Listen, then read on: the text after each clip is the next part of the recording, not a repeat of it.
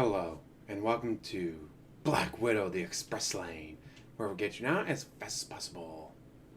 As you can see, I've taken over the body of Black Widow, Natasha Romanoff. Her movie finally came out. Of course, she's dead. So, yay! We know no matter what happens in the movie, nothing bad happens to her. Anyways, the movie starts off with a very creepy female cover of Nirvana's Smells Like Teen Spirit. Shows her sister, her mama, and her papa in Ohio. Wait a minute, she's Russian. It all gets explained. It's like, oh no, they've been separated. Oh no, this happened. Oh no, that happened. As we know from previous movies, she was made a widow in the Red Room, where they train and train and train until she's ready to go out into the world. But of course, as a member of first S.H.I.E.L.D. and then the Avengers, she's no longer part of the Red Room organization. She's her own person. But there's others out there, including Taskmaster. Taskmaster. Who is he? Well, I mean, they could have put a giant neon sign over them just pointing this is Taskmaster and been less subtle. It's like, oh, that's going to be Taskmaster. And I was right. Now, when does this movie take place? Right after Civil War. Once you see the creepy rendition of Nirvana's Smell Like Teen Spirit, it goes to, I guess you call it modern day, for her in the movie right after Civil War. She's on the run from the government. And she's making fools of them. Typical.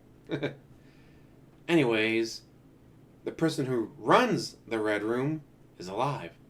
And she must take him out to stop him from making any more widows. And that's the story.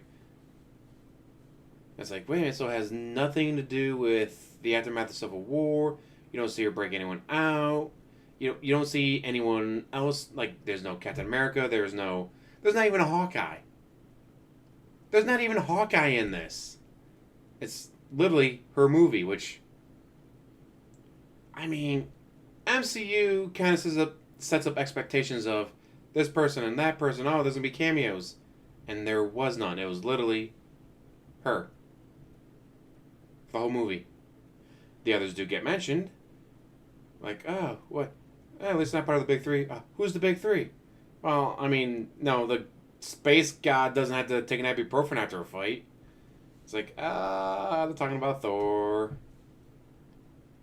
And Iron Man gets mentioned. Captain America gets mentioned a lot. Hawkeye does get mentioned. But they introduce the Red Guardian. Russia's version of Captain America. But it's like, well, wait a minute. If he appears in this, and these other widows appear, and this person and that. Like, there's a lot of characters that appear in this that takes place after Civil War. You don't see Infinity War. Or in Endgame. It's like, huh. Now, I bet some of these people would have been really useful when you were fighting Thanos. Just saying. Like, huh. We need big, strong people to fight Thanos. Let's just ignore this entire organization that we know about. That, hey, this goes through, you all die. Or at least half of you will, at most, or minimum. So, hey, maybe help us. It's like, So, yeah, there are some plot holes. Like, hey, all these people you get introduced to in this movie, then you never see them again. Huh. What happened to them? Why didn't they appear? Why didn't they try to help fight Thanos? Just saying.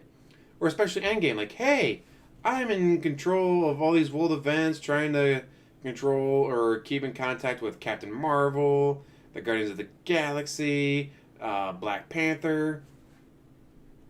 Maybe call upon. Nah, we'll just ignore them.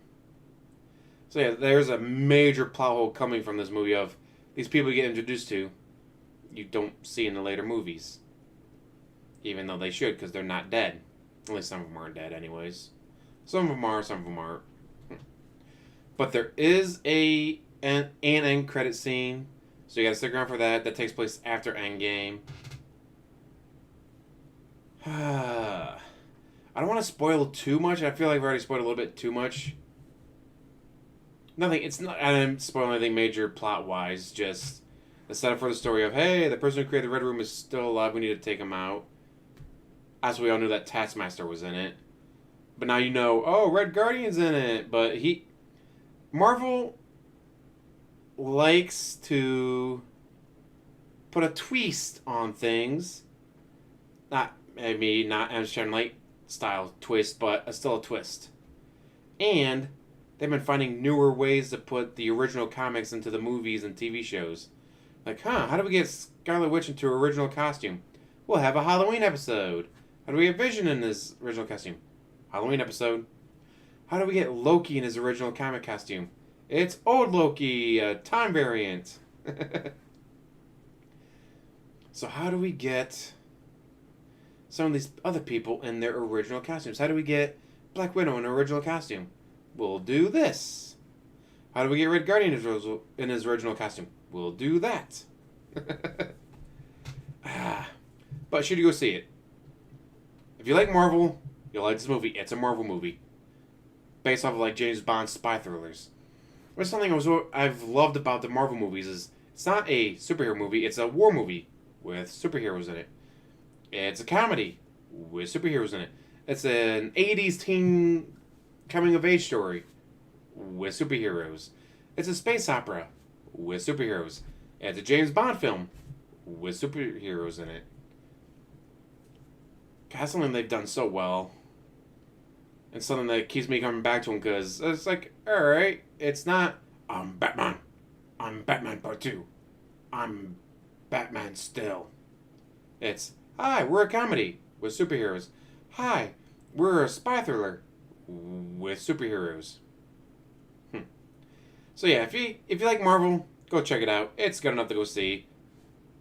And some of the criticism I've heard is like, oh, it's gonna be about hear me, I am woman, hear me roar. It's like it's not really like that. Yes, it's female centric since it is Black Widow, but at no point is there any I have a vagina that makes me better than you. They don't do that, thankfully. Anyways, I'm gonna let you guys go. As always, thank you for watching. Like, subscribe, comment down below, and have one hell of a day.